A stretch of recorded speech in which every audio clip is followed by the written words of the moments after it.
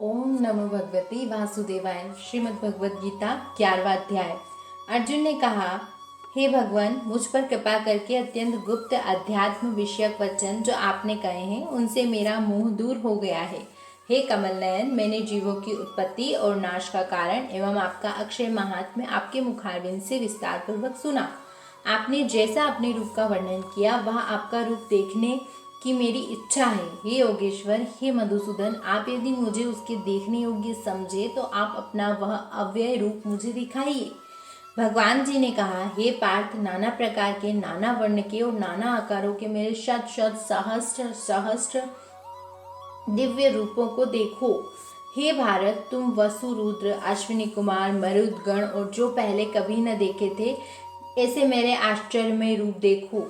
मुंडाकेश व चराचर सहित यह चरित्र देखो तथा और कुछ जो देखना चाहो तुम यहाँ मेरी देह में देख लो, परंतु इन नेत्रों से मुझे नहीं देख सकोगे, इसलिए मैं तुमको दिव्य नेत्र देता हूँ, उनसे मेरा विराट रूप देखो। संजय ने धृतराष्ट्र से कहा, हे राजन, इस प्रकार श्री कृष्ण ने अर्जुन से कहा और उसको दिव्य दृष्टि देकर अपना अलौकिक रूप दिखलाया। उस विश्व रूप के अनेक मुख और अनेक नेत्र थे, उनके अनेक अद्भुत दृश्य थे और उनमें अनेक सुंदर सुंदर आभूषण तथा दिव्य आयुधों से सुसज्जित थे। देह पर दिव्य पुष्प, दिव्य वस्त्र थे, दिव्य गंध देह पर लगे थे। समस्त आश्चर्य युक्त अनंत देव के सब और मुख दिखाई देते थे। आकाशों में हजारों सूर्यों की प्रभा एक साथ हो तो भी उस महात्मा की प्रभा की समानता न कर सकेगी। उस समय अर्जुन ने देवादिदेव के शरीर में अनेक प्रकार से विमल इस समस्त जगत को एकत्रित देखा। अर्जुन आश्चर्य से चकित हो गया और उसका शरीर रोमांचित हो गया। उसने सिर नवाकर हाथ जोड़कर कहा, हे देव, आपकी इस देह में सब देह भिन्न भिन्न प्राणियों के समुदाय, कमलासन पर बैठे हुए देवताओं के ईश, ब्रह्म, संपूर्ण ऋषि और दिव्य सर्पों को मैं देखता हूँ। हे विश्वेश्वर, तुम्हारी अनेक भुजा, अनेक उदर, अनेक मुख, अनेक नेत्र है, अतः आपका रूप अनंत है। आपके अंत तथा आदि को मैं नहीं देखता, किंतु समस्त विश्व में आपका ही रूप दिखता है। आपको किरीट युक्त गदा चक्र धारे, चारों ओर से दैदीप्यमान तेजो राशि, सर्वत्र चमकते हुए अग्नि सूर्य की भांति प्रकाशमान, दुर्भिक्ष और अपरंपार देख रहा हूँ। मेरे मन से तुम ही ब्रह्म जानने की वस्तु, विश्व का महान आधार, नित्य सनातन धर्म के रक्षक, पुराण पुरुष हो। मैं आपको आदि, मध्य तथा अंत में रहित, अनंत शक्ति, अनंत भुजा, चंद्र सूर्य नेत्र, जिसके ऐसे कांतिमान अग्नि के सदृश मुख वाला, अपने तेज से इस संपूर्ण संसार को तपाते हुए देख रहा हूँ। हे महात्मन, पृथ्वी एवं आकाश के मध्य का वह अंत व संपूर्ण दिशाएं आपसे ही समाप्त हो रही है। आपका यह अद्भुत तथा उग्र रूप देख तीनों लोक व्यथित हो रहे हैं। यह देखा कि देवताओं के समूह तुम्हारी शरण आ रहे हैं, उनमें कितने ही भयभीत होकर हाथ जोड़कर तुम्हारी प्रार्थना करते हैं। महर्षि और सिद्धों का समूह स्वस्ति कहकर नाना प्रकार से तुम्हारी प्रशंसा कर रहा है। रुद्र, आदित्य, वसु, साध्य, विश्वदेव, अश्विनी, मारुत, पिता, गंधर्व, यक्ष, असुर, सिद्ध अनेक संग विस्मित होकर आपकी ओर टकटकी लगाकर देख रहे हैं। हे महाबाहु, अनेक नेत्र, अनेक बाहु, अनेक जांग, अनेक पैर, अनेक पेट, कराल दंत युक्त तुम्हारा यह विशाल रूप देखकर सब अत्यंत भयभीत हो रहे हैं और मैं भी घबरा रहा हूँ। आकाश तक पहुँचते हुए आपके प्रकाश के अनेक वर्षों से फैलाए हुए अग्नि से जलने वाले मुख, विशाल नेत्रयुक्त आपको देखकर, है विष्णु, मेरा जी घबरा रहा है। मुझसे धैर्य नहीं धरा जाता तथा चित्त स्थिर नहीं होता। हे देवेश, हे जगन निवास, इस भयंकर दाढ़ वाले इस कालाग्नि के सदृश आपके मुखों को देखकर मुझे दिशाएं नहीं सूझती, मैं शांति नहीं पाता, मुझ पर दया करो। हे प्रभु, धृतराष्ट्र के दुर्योधनादिक पुत्र अपने साथ अनेक राजाओं सहित तथा भीष्म, द्रोण, कर्ण तथा हमारी ओर के मुख्य मुख्य योद्धा बड़ी बड़ी दाढ़ों से युक्त आपके विकराल मुख में शीघ्रता से प्रवेश कर रहे हैं तथा उनसे आपके ही लोग आपके दांतों में दबकर ऐसे दिखाई देते हैं मानो उनका शरीर चूर्ण हो गया है। जैसे नदियों की अनेक धाराएं जब समुद्र की ओर बहती है, वैसे ही ये मनुष्य लोक के वीर आपके प्रज्वलित मुखों में प्रवेश कर रहे हैं। जैसे अग्नि में पतंगे गिरते हैं, वैसे ही वे लोग भी अपने नाश के लिए आपके मुख में बड़ी तेजी से प्रवेश कर रहे हैं। हे विष्णु, जलते मुखों के चारों ओर से सब वीरों को निगल कर आप खोट चाट रहे हैं। आपकी तीक्ष्ण प्रभाएं समस्त संसार को तेज से व्याप्त कर रही हैं। यह भयानक रूपधारी कौन है, यह मुझसे कहो। हे देवेश्वर, आपको नमस्कार है, मुझ पर प्रसन्न हो।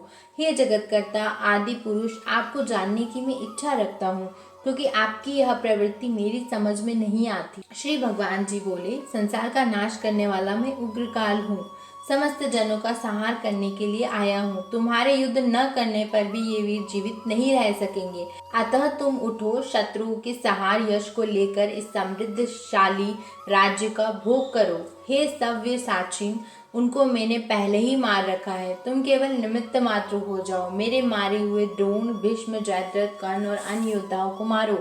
घबराओ मत, युद्ध करो, तुम युद्ध में शत्रुओं को जीतोगे। संजय ने कहा। इस प्रकार श्री कृष्ण जी के वचन सुन मुकुटधारी अर्जुन हाथ जोड़कर कंपित और भयभीत हुए साष्टांग प्रणाम कर नम्रता पूर्वक कहने लगे, हे ऋषिकेश, आपके गुणगान करने से संसार प्रसन्न और प्रेम मग्न हो रहा है। राक्षस डर कर दिशाओं की ओर भागते हैं तथा सिद्ध पुरुष आपको नमस्कार करते हैं। हे महात्मन, हे अनंत, हे देवादिदेव, हे जगन्निवास, आप ब्रह्मा से भी श्रेष्ठ हो। आपको देवता क्यों न नमस्कार करें।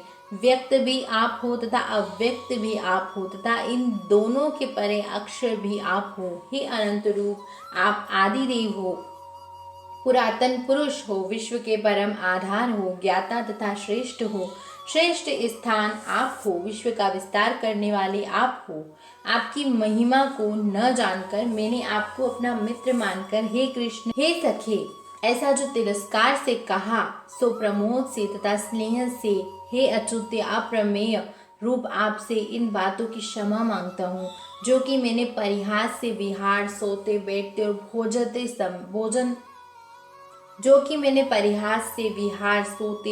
और भोजन करते समय अकेले अथवा मित्रों के मध्य में आपका अपमान किया है। आप इस स्थान जंगल रूप लोक के पिता, पूज्य और महान गुरु हो। त्रिलोकी में भी आपके समान कोई नहीं है। आपसे अधिक अतुल प्रभाव कहाँ से होगा। इसलिए सतुत्य ईश्वर आपको सिर झुकाकर प्रणाम करके यही प्रार्थना करता हूँ कि मुझ पर कृपा करो। हे देव, जैसे पिता पुत्र के, मित्र मित्र के, पति पत्नी के अपराध को क्षमा करता है, वैसे ही तुम मेरे अपराध को क्षमा करो। हे देव, जो पहले कभी नहीं देखा ऐसा आपका रूप देखकर मैं प्रसन्न हूँ, परंतु भय से मेरा मन व्याकुल है, इसलिए वही पहला रूप मुझे दिखाओ तथा हे देवेश, हे जगन्निवास, आप प्रसन्न हो जाओ।